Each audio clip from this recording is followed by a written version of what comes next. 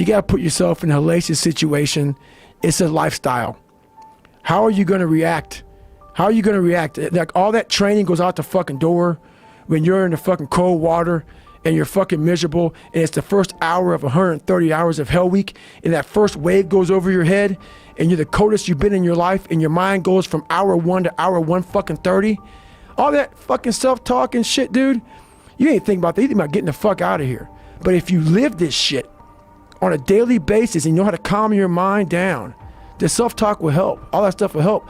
But usually we react. We have pain, we have suffering, we react. And we react about, get the fuck out of here. We gotta go. It's those people who are able to control that fucking feeling of fucking flight and say, nah, motherfucker, there's a way through this. It's not gonna be here forever. I'm not cold right now. I went through 3 of them. I'm not cold now. I'm in a nice warm studio with you. You gotta think about that shit. The shit's gonna end. It's gonna end, but we don't know that. We don't think that. At that time, it's gonna last forever. And then you get to sit back on Friday with everybody walking across the, you know, back on the grinder, all the 16, 17, 18 guys that graduated Hell Week, and you get a chance to watch these guys victorious. And then you get the chance to think about that. You take that hot, warm shower, first thing that comes to your fucking mind is, why the fuck did I quit? So what keeps me going? I've quit several things. I know what's on the back end of fucking quitting. And it's a lifetime of thinking about, why the fuck did I do that? And I ain't fucking doing that no more. There's something about talking to a guy like you that a lot of people hope that you're going to say some magic thing that's going to click in their brain. But what is also hilarious is that what you're saying is that you have to do those things. You have to suffer. You have to live in it. You have to be comfortable in it. And then maybe some of that shit will help you a little bit along the way. Period. And when I was a SEAL recruiter, I got invited to MIT. Smart ass motherfuckers there, man. I'm not that. I'm just a good animal. I'm a knuckle dragger. And there was this guy there, I forget his name, but he was like the top head guy. Old white guy, you know, all geniused out. And we were on this panel, and they were asking us all these questions about the mind, mental toughness and shit. And he was answering them, and I wasn't answering many questions. And I'll never forget, he was just answering them off of theory. He never put his fucking ass in shit. You read a bunch of fucking books and you think that you know how the fucking mind works and shit. I had gone through hell since a kid, and then all the way up until now. Right. So I know, so that theory is bullshit. Yeah, there's a lot of good stuff out there you can read from people, but I had lived hell. And when you put yourself in hell, that's the only time you can figure out how the fuck to get through that motherfucker. You can't read somebody else's book about some theory on how to do shit. Some guy who sat up in their nice warm office and wrote some book with a nice cup of coffee in the fucking hand. No, I want to see that guy who immersed himself in fucking hell, and he thought about quitting and leaving, and his wife and his kids, and why am I here? Is it worth it? All this crazy shit, and still said, and found out a way to get through it. So basically, that's the bottom line of it all. We all want to read about how we can quickly get somewhere. That's why the 6-minute abs and all sort of shit is so powerful. You may get some results from it, but they're not permanent.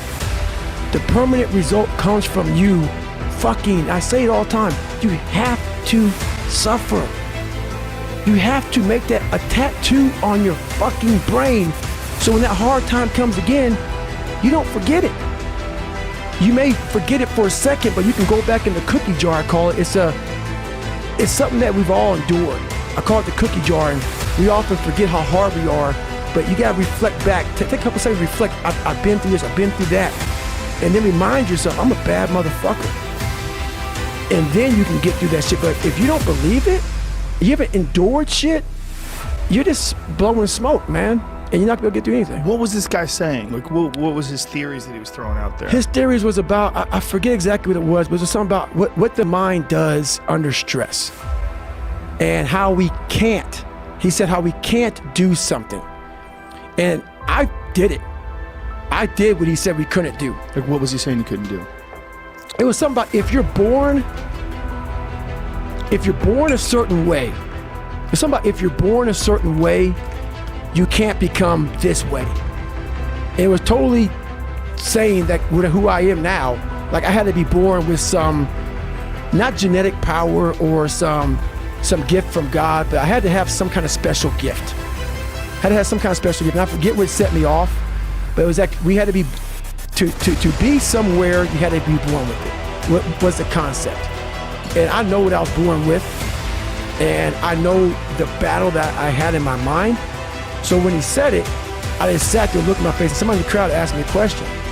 And I totally contradicted everything he said. And I was like, nah, man, I mean, I fucking know for a fact that you can be this fucked up dude, like really fucked up dude, and with the right mindset, and it sounds so easy with the right mindset. It doesn't sound easy. It's, I know what you're saying. It sounds like a simplistic answer. Right. You can. But you have to go into the dark chambers that we often shut off, and you gotta open them up. You gotta open up and fight that fucking demon, get in there, talk to that motherfucker and say, what's up? And we all like to take this 4-lane highway, the easy highway. It has fucking signs, it has restaurants. We all love that 4-lane highway. We always step over the shovel.